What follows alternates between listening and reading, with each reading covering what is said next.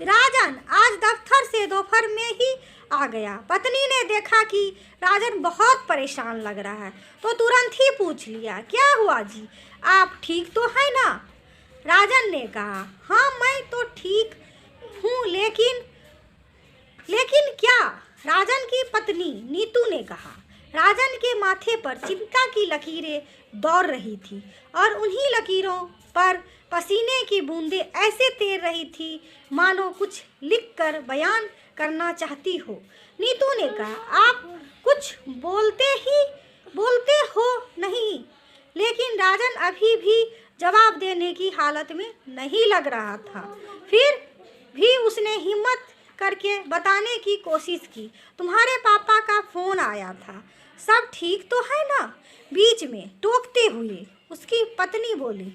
राजन ने कहा, हाँ सब ठीक है, बस वे कह रहे थे कि राम उनसे झगड़ा हो गया है और वह उनसे अलग हो कर रहना चाहता है। राम का दिमाग तो खराब हो गया है क्या? अभी तो शादी को 4 दिन भी नहीं हुए और माँ बाप से अलग होने की बातें कर रहा है। गुस्से में नीतू बोली। उसे शांत करने के लिए राजन ने उसे समझाने की कोशिश की और कहा, हो सकता है राम सही हो और तुम्हारे माँ पिता ने ही कुछ गलत किया हो। नीतू बोली, आप भी क्या बात कर रहे हैं? मैं बचपन से जानती हूँ अपने माँ बाप को, वे गलत नहीं हो सकते, जिन्होंने मुझे पाल पोस कर इतना बड़ा किया। क्या तुम्हें लगता है वे गलत हो सकते हैं? राजन कहा, लेकिन हम इसमें क्या कर सकते हैं? नीतू बोली, मुझे अभी जाना है राम के पास, उसे पूछूंगी कि उसकी ऐसी करने की हिम्मत कैसे हुई। राजन ने कहा, लेकिन क्या इस समय जाना सही होगा? नीतू ने कहा, यह सब मैं नहीं जानती, मुझे जाना है तो जाना है बस। इस स्थिति में राजन नीतू को किसी भी तरह नहीं रोक सकता था, इसलिए उसने उसके साथ जाना ही ठीक समझा। नीतू और राजन की शादी को 8 महीने हो चले थे। राम नीतू को भाई था। उसकी शादी को अभी 3 महीने ही हुए थे।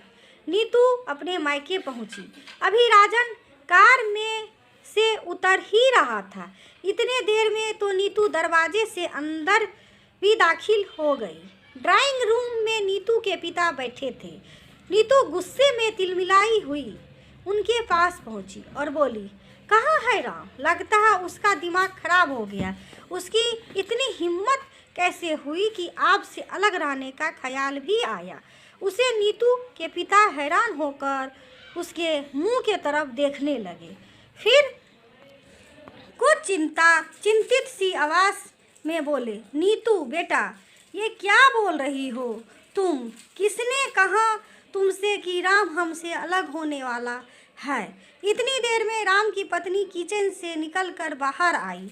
पिताजी के सवाल और राम की पत्नी को देखा कर नीतू एक पल के लिए मानो शून्य में चले गई।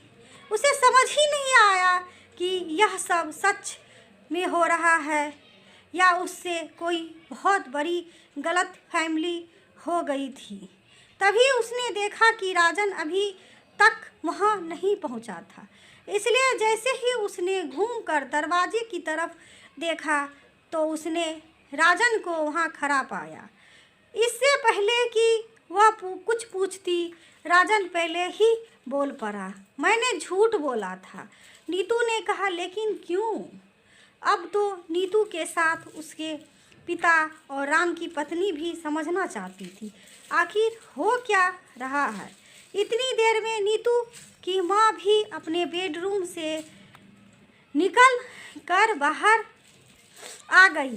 राजन ने कहा, क्योंकि मेरे माँ बाप भी गलत नहीं हो सकते। मैंने उनके साथ बचपन से रहा हूँ।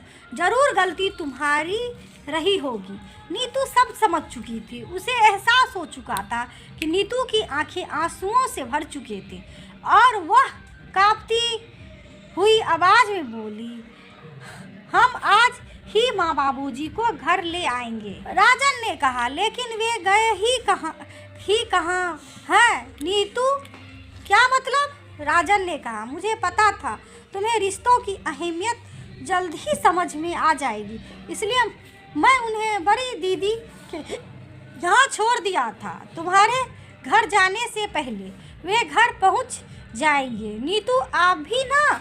फिर नीतू ने राजन को गले से लगा लिया, फिर दोनों अपने घर चल पड़े।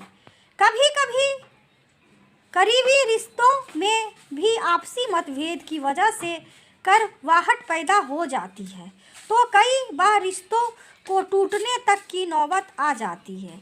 रिश्ते बड़ी नाजुक होते हैं, इसलिए हमें अपने रिश्तों को मजबूत बनाने के लिए प्रयास करना चाहिए और इनकी अहमियत को समझना चाहिए। दोस्तों, ये कहानी आप सभी को कैसे लगी? यदि अच्छी लगी हो तो लाइक करिए, सब्सक्राइब करिए और शेयर करिए, और नए हो चैनल पे तो सब्सक्राइब कर लो, जिससे मेरी वीडियो की नोटिफिकेशन आपके पास पहुँचे, आप मेरी वीडियो देख सको। दोस्तों, वीडियो देखने के लिए आप सभी दोस्तों का धन्यवाद। थैंक यू दोस्तों।